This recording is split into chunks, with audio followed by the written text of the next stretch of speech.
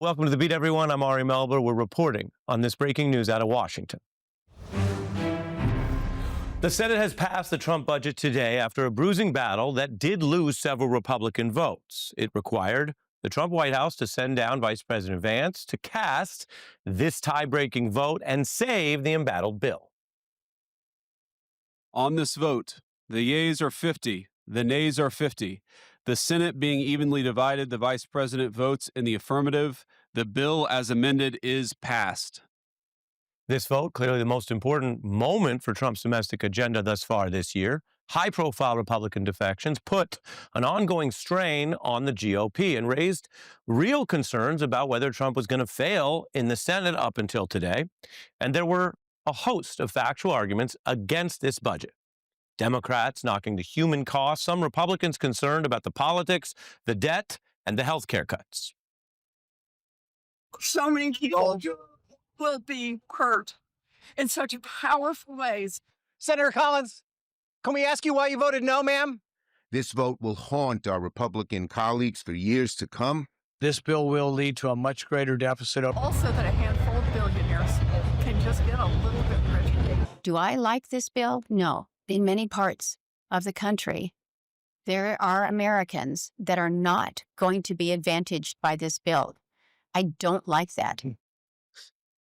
I don't like that. Faced with the Trump budget's obvious damage to working people, Republican Senator Murkowski there saying, I don't like that. To paraphrase the artist Chief Keef, cutting health care, that's something I don't like. Boosting the deficit, that's something I don't like. I don't like. The senator clear about her view. Do I like this bill? No. There are Americans that are not going to be advantaged by this bill. I don't like that. That's something she don't like. But she was less clear about her vote. The senator casting her powerful, indeed pivotal vote for the budget she don't like. Knocking a, quote, awful process. The bill's not good enough, while saying maybe other politicians can just fix it over in the House. So that's what the win looks like, which makes you wonder whether it's a win, and there's a lot of road left. I will show you what the Trump folks and some of the hardline Republicans who work with him are saying, because there's agreement that this is an extreme, unusual budget policy. That's actually not one of those debates about reality that we're having right now. The Republicans with Trump acknowledge the extremes, the very big shift in direction, but say it's good. I've spent my entire life in the conservative movement, dreaming of the day where we could have a piece of legislation like what exists right now. This is a historic direction that we're moving for President Trump. We delivered for the president. The bill is going to be great for Iran. It's going to be great for Florida, too. There's a lot of set-asides for Florida, some of the things that you wanted to do. And so it's great news to hear that it was approved. Set-asides, special for Florida. Exemptions, special for Alaska. It is true, fact check true, what the president mentioned there, that certain states, like Murkowski's Alaska, have exemptions from some of the most controversial parts of this bill, which is a reminder of something very straightforward, and you don't have to be an expert on politics or follow the news closely to figure this out. If you ever worked somewhere where you have a boss who has an exception to the rules that govern all the other people who work there, reminds you that the rules there aren't great, and people with enough power don't have to follow them. A reminder that even these very red states, Alaska, don't want to live under all the rules and policies in this new Trump budget, which cuts so much health care out of Medicaid and people's coverage across the country, 10 to 12 million people losing health care if this bill becomes law, which is where it's headed, exploding the deficit with $3 trillion added to the debt, largely to pay for those tax cuts for multimillionaires. Over in the House, there's a Republican there who said, how did the bill get so much effing worse, the Hill reports? And others saying the bill's a dud, should be deleted and replaced. But for the hardliners in the House, they want to replace it largely with the more extreme bill that goes after the safety net that they were planning. And that means that while the substance might not get better according to the concerns that even Republicans in the Senate had, Donald Trump could still have a struggle on his hands with this domestic policy priority for him as it heads back to the House under this process. This is not ready for prime time. This is the Senate doing swamp things. This is not going to sail through the House. We're going to have to negotiate with the Senate one more time. I think this is a travesty. I believe that the rule vote will not pass tomorrow morning, and then the Speaker's going to have to decide how he gets this back. So for a day when the Trump budget cleared a hurdle, this is certainly a lot of negativity from Republicans in both houses of Congress on something that, again, as Chief Keef said, is something I don't like. Our expert guests are here. Alex Wagner will tell us if this is something she likes or not. How you doing? The only good thing about the bill is the Chief Keef invocation. Oh, so nice Literally of you. the only good Mile thing. Wiley's here. We'll show you one more time because I'm not afraid to make sure we heard. Murkowski, this is something I don't like. A swamp bill, that's something I don't like. A broken progress and process is something I don't like, and yet she voted for it. Alex Wagner from MSNBC, Maya Wiley, MSNBC analyst, a lot of experience, including running for mayor, on the politics of it as well. If she doesn't like it, why is she voting for it? Because she feels like Alaska's taken care of, even if the lower 49 are screwed. I mean, the cravenness of being able to say to, news cameras, this is a bad thing, and that resulted at the end of a bad process, and people are going to be very unhappy with it, but my people are taken care of, so I voted for it. I mean, like that's not what you're supposed to be doing as an elected representative, right? These people are coming together and steering the course of the nation, and in a very rushed process, they are looking at the biggest redistribution of income in a generation, right? To say nothing of the public health disaster that is looming if this thing actually makes its way through the House. And then there's, just the sort of own goal nature of this, the cutting off your own nose to spite your face. The people who are getting on the front lines of these cuts are in many cases largely Republicans. The renewable energy piece of this is going to slash $552 billion from projects that are allocated 3/4 to Republican congressional districts, right? Like this is so bad for society writ large. It's also really bad for the Republican coalition. We thought the test was Trump's Iran bombing, right? Oh, that's going to split the MAGA coalition. I think this is actually much more of a test for the coalition he's put together. You have the wealthy top 1%, the Richie Riches who just like going to Mar-a-Lago and getting their money in their bank accounts, who really don't care about the social safety net. And then you have MAGA populists, in many cases, working class Americans who are going to lose health care, whose monthly, if not yearly costs are going to be going up year over year, and who may lose their jobs as a result of a bill that was passed only on Republican lines. It's just a stunning failure, both morally and politically. That's what I have to say. Your thoughts? Well, she said. But seriously, if you actually back up and just say, Alaska is not an island. It is going to be impacted negatively. And yes, Senator Murkowski got some handouts to protect some of her constituents. But, to Alex's point, this is actually going to lose jobs. Protect them from this budget. Protect them from this budget, except not completely, because this budget is going to have an impact on the economy. It is projected to lose jobs. But let's put aside Alaska. The reality of this big, ugly bill is that, anybody who voted for it, including Murkowski, is not going to be able to go home and say what people said after Lyndon Baines Johnson got Medicare passed, which is, I made sure Grandma and Grandpa got taken care of when they retire. I made sure they got health care.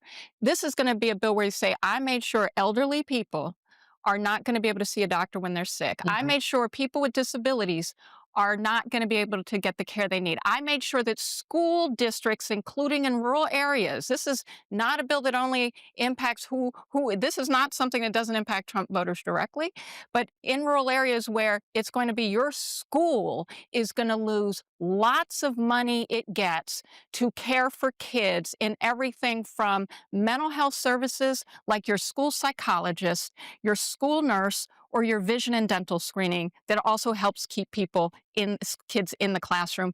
Your school budget is going to shrink, or you are going to, no matter how hard you're working, lose $1,600 out of your pocket to help pay for your health insurance premiums through the ACA marketplace, right? Obamacare. So your $1,600 coming out of your pocket, but rich people are going to get $12,000 Yeah. put back in theirs. And guess what?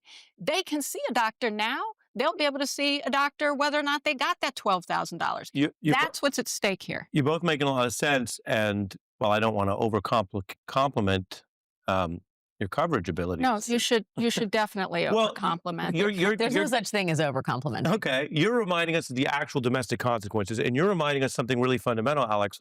Just listen to what you said, which is this is how representative democracy is supposed to work. Yeah. It's not supposed to be that you get loopholes away from the results. What ties you to the governed, to the people you represent, is that thinking about what's going to affect them and their vote for you will lock you back to better policy. And instead of that, we get these weird denials of, I know this is bad, I'm with it anyway. I want to show you guys another thing, which is, of course, the Musk of it all. It was not so long ago that Elon Musk was trying to doge certain parts of the government.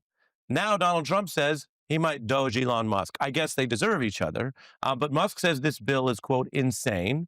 And he has a lot of money. So whether you believe all of his musings or not, he says he could fund a third party, go after the people here who were supporting the Trump budget.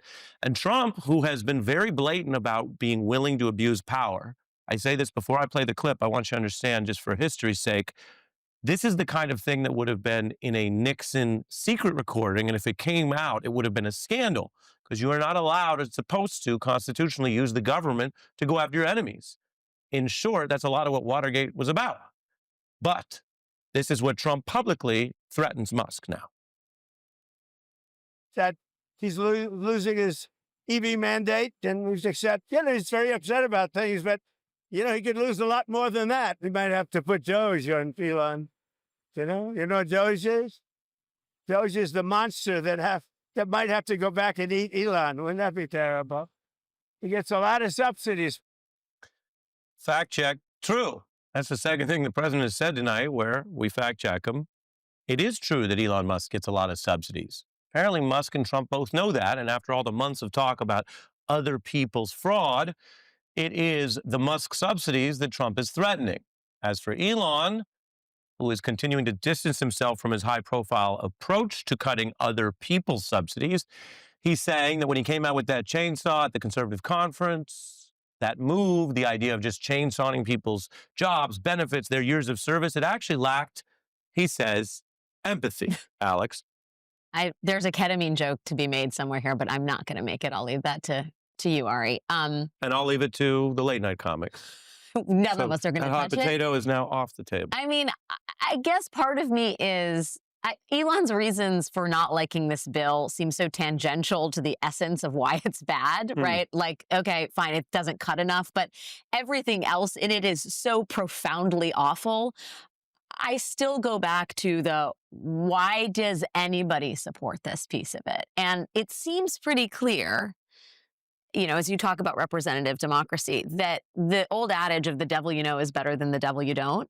It's the calculation that the entire Republican Party has made, with the exception, I guess, of Elon Musk, who's doing his own Elon Musk thing, which is the devil you don't know, which is the future, is better than the devil you do know, which is Donald Trump, right? Like, they just don't believe in catastrophe anymore. I think it's this idea that, like, the outlines from the CBO or from the, Yale Budget Department or any independent arbiter tell you that if this thing passes, we are barreling towards disaster, right? It's not complicated. But because we live in these times of alarm where the stakes are so high and the democracy, I guess, is still functioning, right? People are still, going to restaurants and bars. We bombed Iran, but what are the consequences we're paying? There is a sense of lawlessness that I think, pervades these Republicans in Congress and has convinced them that, like, the consequences don't really apply, that the talk of catastrophe, the human suffering that awaits is just all too abstract to really worry about. And that the thing they really need to concern themselves with is Donald Trump going up there and saying Doge is coming for you, or I'm going to primary you, or I'm going to tweet mean things about you. It's transactional to them and not, as you say, to the government. Their personal concerns about their own, power so deeply trump, pardon the expression, any concern they actually have about the American public. Bars. What you said. Bars. Yeah. Have you ever seen Sex in the City, Alex? Once or twice. And later tonight. We're going to live out the 1996 dreams of Alex Wagner. We're going to bring it back and reboot it. So Alex Wagner comes back by the end of the hour for those who stay. People are busy. They might not stay the whole hour. I get this it. One, I mean, not for me. It's up to you. Not for you. And Maya Wiley comes back after 90 seconds break. Stay for that. So Maya is actually going to give us a very crisp legal understanding of why there is a partial verdict in the Diddy trial, but we don't have all the answers, including the RICO charge yet. Later, the Trump grift, we are breaking it down in the fragrance arena. This is reality, folks, not a joke. And as promised, Evan Handler is here from Sex in the City. We'll be back in 90 seconds. Sorry to bust in. There's a bagel over here with my name on it. My partner, Harry Goldenblatt. Harry? Charlotte York. I'm handling her divorce. Hey, how you doing? You're in the right hands here. He's a killer. Oh. Who the hell ordered blueberry bagels? So I'm talking to Thelma about this. Good luck to you.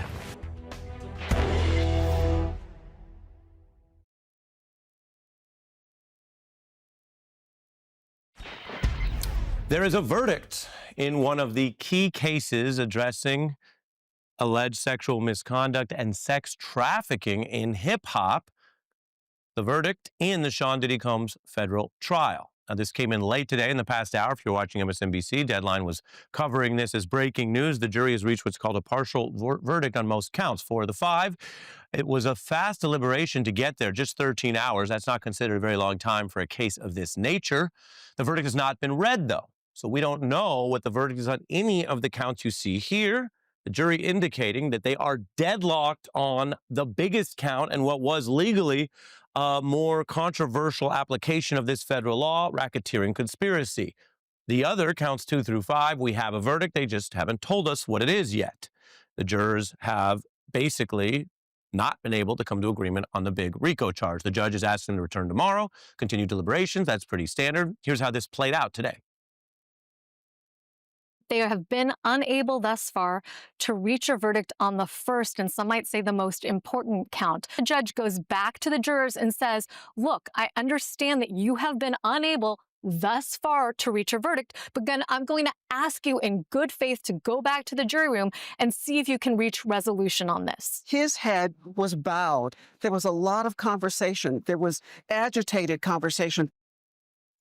Maya Wiley is back with us. She practiced civil prosecution at SDNY, knows a lot about how federal cases work in this region. This is a big one. What do you interpret? What are the indicators from this news today? Well, first and foremost, the indication is this is a jury that thinks Sean Combs is a sexual predator. Like, we just have to understand that's what the counts they are saying they were able to come to on sex trafficking, on his assault on women, on the degree of it, on all those counts. And that is not very surprising given the testimony that we were hearing from so many women and men around what was happening with the freak-offs. I think the issue here around the racketeering conspiracy is that you have one juror, it sounds like you have one juror in particular who other jurors are saying is not following the judge's instructions to the jury, which all that means is it's the judge doesn't decide whether or not someone is guilty, but the judge says, here's how to decide, here's how to understand what the law says, and therefore if you think the facts fit this, then you have to convict. If you think the facts don't, let the person off. And the thing about racketeering is it was a statute that was written to go after organized crime, not necessarily sexual predators per se. And you can imagine that there may be someone on the jury kind of going, I don't like this. I don't like this. You can have a form of jury nullification. All that means is you can have someone saying, I just don't like this. I don't think it should work this way. And I don't think this is right. And that may or may not be what is happening here. But I would say this. What the judge did is say, go back and try again and do what I said. Right. Follow what I said. Does this tell you that the jury is, based on what we know, taking each count separately and specifically, which is how it's supposed to go? Sometimes there's the worry that juries kind of doing all or nothing, that you reference the instructions, that they kind of say, oh, is this person bad or did they not prove the case?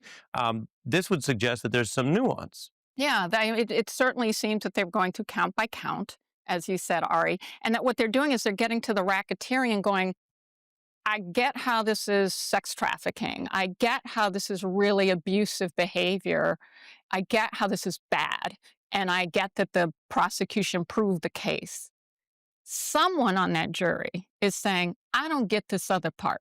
I don't get this. I don't get how it gets this this level. criminal enterprise, as opposed to a very powerful person who's abusing a lot of people and using his power to abuse them. I imagine there's something like that going on. Yeah, and Dave Chappelle is a comedian, not a lawyer.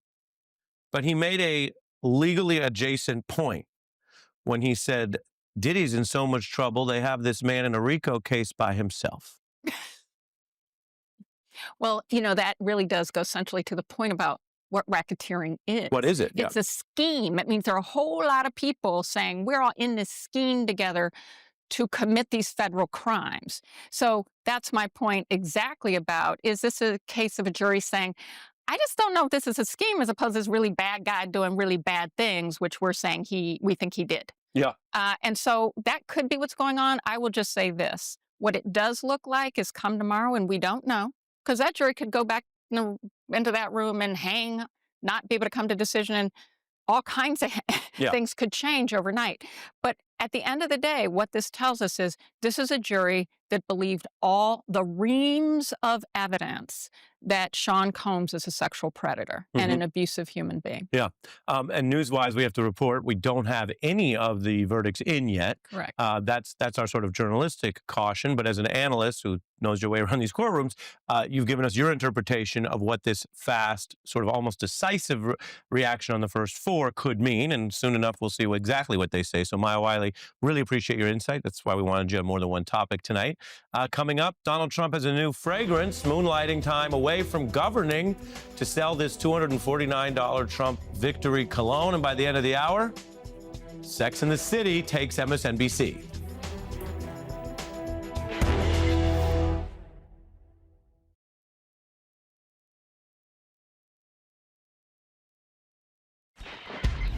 The presidency is famously a full-time job.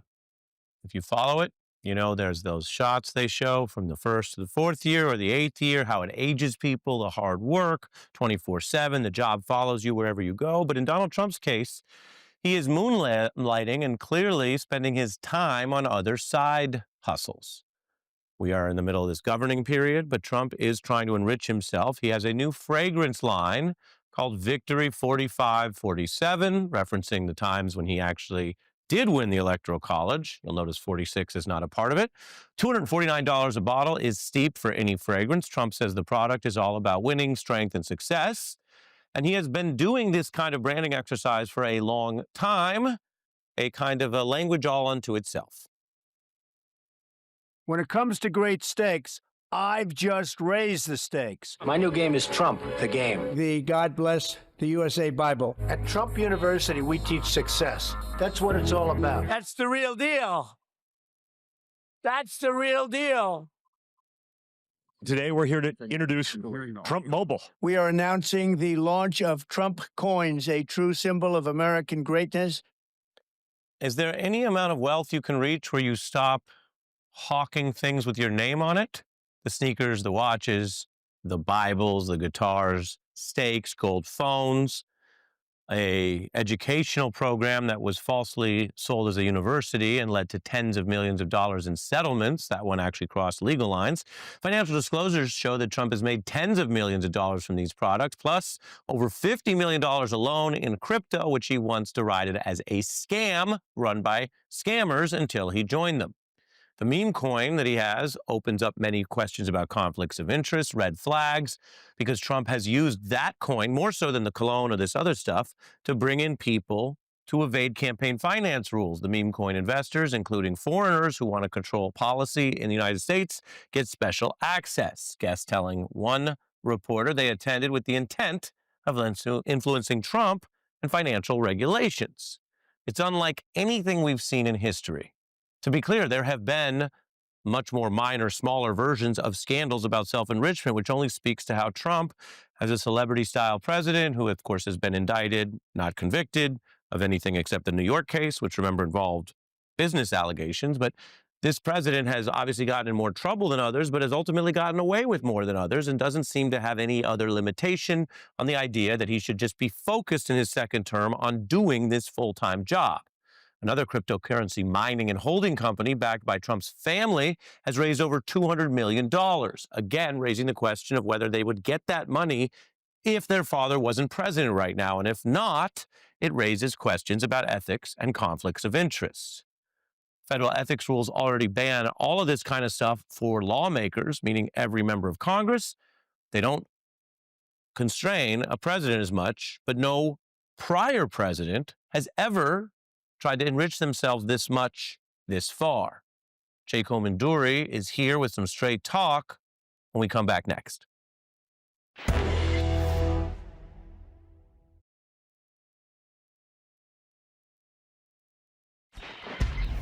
Donald Trump is pocketing more money from his side hustles, and we're joined by Jake Omenduri, a veteran of several presidential campaigns on the Democratic side. Jay, your thoughts on this, both what it tells us about this government's priorities, and then the so what question that a lot of people have these days, which is, can anybody do anything about it? So what? Well, this is certainly Donald Trump's priority. I mean, he has turned this into the product placement presidency. You know, there's an underrated movie from the 90s called Dead Presidents, which is about a bank heist movie, and it refers to the dead presidents on the currency. Well, this president cares nothing more than about the dead presidents. About the dead presidents. Also, if I may, Jay, I know the movie, Big Rick Ross song, Dead Presidents. And back on Nas's Illmatic, early 90s, he said, I'm out for presidents to represent me.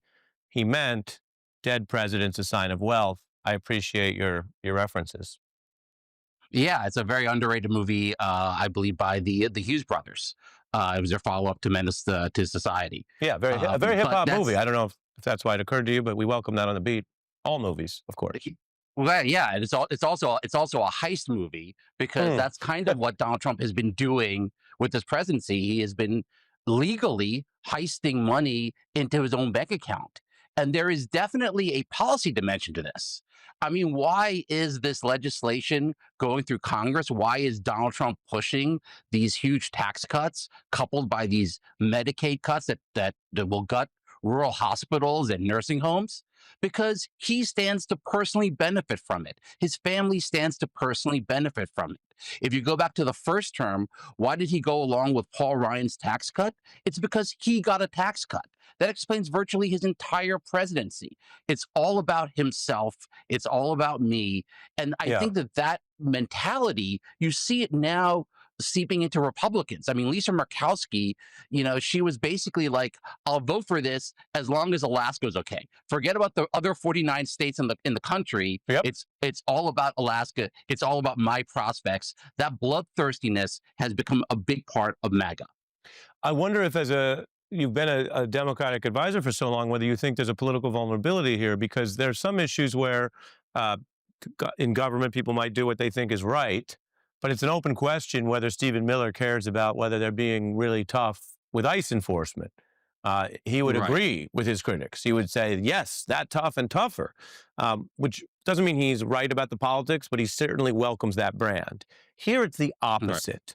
It may be very obvious to people in the factual landscape, what we just went through. I reported some of the numbers.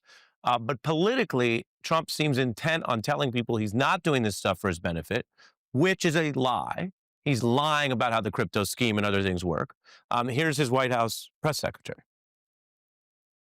I think it's frankly ridiculous that anyone in this room would even suggest that President Trump is doing anything for his own benefit. He left a life of luxury and a life of running a very successful real estate empire for public service. It's absurd for anyone to insinuate that this president is profiting off of the presidency. This president was incredibly successful before giving it all up to serve our country publicly. His profiteering through the government seems to strike a nerve there. And what she's saying is fact check false. Whatever his prior job was, he has been the most blatant in abusing power to self-enrich. I'm not saying he's been convicted of a crime there. We can talk about how the rules work. But she is wrong to deny it. It's all been counted up. Yeah, I mean, Donald Trump was not a billionaire 10 years ago, but he's certainly a billionaire, a multi-billionaire now. He has basically made $1 billion a month for the first 3 months of his presidency. I saw an estimate of $3 billion that was coming in through just the first 3 months of his presidency, which is remarkable how much money he has made off of all these products and all these lifestyle accoutrements that he is selling through the presidency. But I think politically, if you think about it, the Democratic Party was very successful going at Mitt Romney, saying he's a rich man who helps himself and rich people like him, and he doesn't care about you.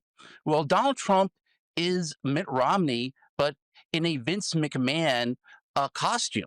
And we are being thrown off by the Vince McMahon element of Trump because he associates himself with all of these different cultural pursuits like professional wrestling and ultimate fighting.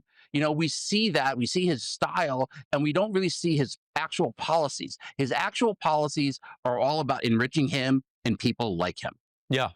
So if he's Vince McMahon mixed with Romney, who is Fiddler on the Roof Tevye? You know, that's an interesting question. Bernie, maybe. I would actually, what? I said maybe Bernie. Yeah, I think, yeah, you're right. Actually, you know, Bernie actually does have that aspect of it. And you look at like how Donald Trump has enriched himself and how this legislation is moving to enrich more billionaires like him. And you wonder, why did so many young people vote for Zoran in New York? They're just completely turned off by all this politics that we're seeing in Washington. And they're also unhappy with the Democratic Party that is not making a strong, aggressive case against it. Yeah, and we'll put aside time and come back to you on that whole big issue. We covered the huge surge by Zoran, and we've had some guests on, one of his endorsers actually last week. But as you mentioned, there are some people who look at that rise and say, wow, is the Democratic Party going to go democratic socialist? Is it giving up on capitalism? You just made a shrewd observation tonight, Jay, which is, well, if it is Trump-style profiteering Musk capitalism, yeah, a lot of young people don't want any of that, and you can understand where some of them are coming from. Che, good to see you.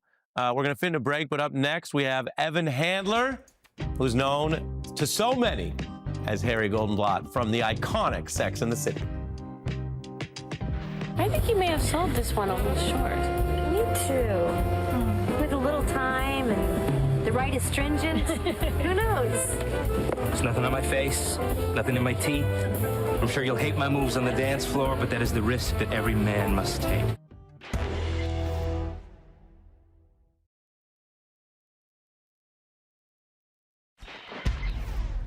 We are back. We are in the city.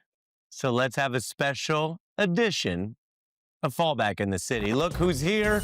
Acclaimed actor Evan Handler, best known, among other things, for the iconic character on HBO's Sex in the City, Charlotte York's husband, Harry. Of course, he's made standout appearances across film and television, Californication, and The People versus O.J. Simpson.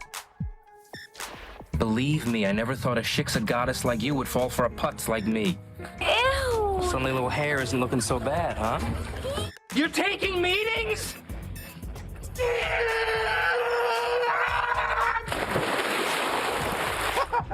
He understands what we have to do. Present alternative theories that do not include your client. It's like a new breed of mosquito. Is anyone else getting bit? Nope. No. I'm not. Not me. What? It's like my third one. He's back as Harry for Sex and the City's reboot, and just like that, now in its third season. And that's not all, as your character might say. Dayenu, because Alex Wagner's here. No, I'm the MSNBC anchor, reporter, and host of the Trumpland podcast. Welcome to both of you. Thank you. I It's mean, a pleasure to be here. Listen, you had me on for Warren G, and I was like, it doesn't get better than that, and then it did. I'm so thrilled. If I may, Alex Wagner's saying, you had me at Warren G, a G-Funk icon. Yes. But maybe you fell in love with Devin Handler I think appearance. I've lived important chapters of my life through the storylines that you've been a part Go of. on. Let's just No, let I Alex mean, talk Harry to the segment. Goldenblatt. You know, Mr. Blueberry Bagel. I mean, all of it. It's share a thrill. fantasies. Yeah. We're going to get to that, and we're going to talk about something about you that's a mix of your talent and your joie de vivre, which is people want to root for you. And that's something that we've seen in multiple characters. We're going to get to that. But it's fallback, so we start with the hometown. Your fallback, Alex. My fallback is Alligator Alcatraz. It is a makeshift detention center in the Florida Everglades that has something for everyone if you're a MAGA Trump supporter. It has the dehumanization of migrants, putting them in a makeshift detention center where they have to worry about predators, including alligators and panthers, if not the actual detention center itself, which is vulnerable to hurricane force winds and tropical storms because it's a state of Florida. It has the degradation of cultural lands by encroaching on sacred tribal lands from native peoples in the Florida Everglades region. And it has environmental catastrophe. This is this is in the middle of the Florida Everglades, which is home to protected species. It's a vital source of water for the region. And now the federal government, under Trump's orders and Stephen Miller's orders, is going to be shipping in thousands of migrants. It's a 3,000 to 5,000 bed facility, and building latrines and dragging diesel generators and you running think the cruelty in the show is part of the point? Oh, I think that it's no secret. I mean, Trump was saying today, it's like some sick video game that if you're not suffering enough by being ripped from your family and thrown into a different state and rushed through a deportation proceeding, and there's all the sort of existential threat, the hazard of predator animals that will kill you if you try and leave. I mean, none of this is normal. The explicit cruelty and the delight in the cruelty, I think, is a new level of moral. I'm glad you mentioned Stephen Miller, because I hear so much about Trump is doing this and Trump is doing that. And I don't have any, magic, X-ray glasses, but the people behind this, the Peter Thiels and the really grotesque marriage between the devoutly, supposedly Christian religious folks, these tech bros, and the ultra-conservatives and the folks who are steering this ship, and the Project 2025 auteurs should really be named more and held up more, because I think people would be more frightened if they and their motives were more exposed. Yeah, you have this being mainlined in a way where people are looking up and saying, oh, I guess this is how we do immigration. And it's actually never how we've done immigration in the modern era, because people who are in a technical violation are not in any other sense criminal. Now, they may need to be organized. And we had a Marine on last night whose wife was picked up when she went to her green card interview. Yeah. Which tells you that she's working on a job. She's married to a U.S. Marine. And that's the place to then, she's in a facility right now. And he was telling us how she can't breastfeed because they have one of their youngest in need. So it's serious. I'm glad you mentioned that.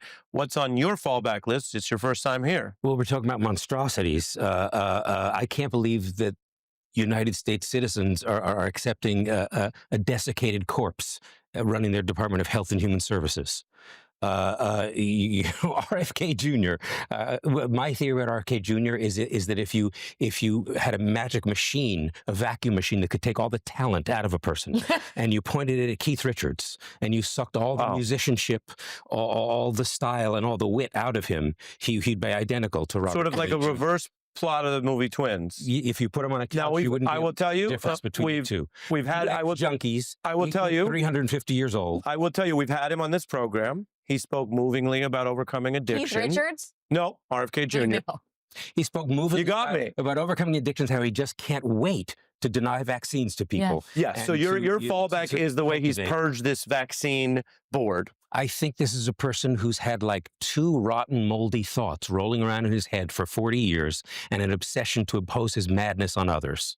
Yeah. And I'm glad Keith Richards can write songs and play a nice guitar, because one RFK Jr. is enough. Well, you say oppose it on others, and that's the biggest problem here. Yeah. You know, I try to deal with everyone respectfully. We have an open door to come on the program, but I did ask him about this here, and you're raising the problem. He had said he wasn't going to mess with the medical experts. This was a false vow. And now he's ousting them and wants the government to be putting out information that could be dangerous to how families and patients make these decisions. Well, people could die. I mean, People this will is die. this is People the, this have is the died. reality of Yeah. it. There's already been deaths from measles. There's already a That massive programs outbreak that of that measles. RFK Um, oversaw in pilot program stages. And mean, I said specifically and purposely that the American people are allowing. You know, I find that there is, you know, there's compliance. Yeah. You know, and from the Supreme Court, step by step, making it impossible to check the president's power. You know, and people are kind of going, what can you do? And we'll wait for the midterms. And I wish, if I could step back from something, it would be this compliance. I wish people were banding together more and saying no more often. No wonder you play more loudly. No wonder you play lawyers. You got some background here A underneath divorce it. lawyer. So, We need a divorce. so I got 40. No, I think we need a Need marriage. divorce. I got 40 seconds left. Why are you always in these characters, or often, that people want to root for? We feel like I want that guy to make it. I don't know. I mean, I wouldn't have. Because he's a I wouldn't good have described guy. it that way. How do you describe it? I've never thought to find a thread through all of them that connects them in that way. So I don't know. You have no threat. A lot of them are bald. That's all. You know. But friendly bald, kind of. No, not bad bald. Sometimes there's a bald villain. You're not a villain. Right. That's true. No. He's the opposite of a villain. Well, I wanted to end on this vague and inconclusive point because life goes on. We don't always have all the answers. Evan Handler. And then you sure did that, didn't you? You know what? I'm just here for the laughs. Maybe we I'm need gonna you here shut up. every day. I'm just gonna shut up. Evan Handler, Alex Wagner, my thanks to both of you.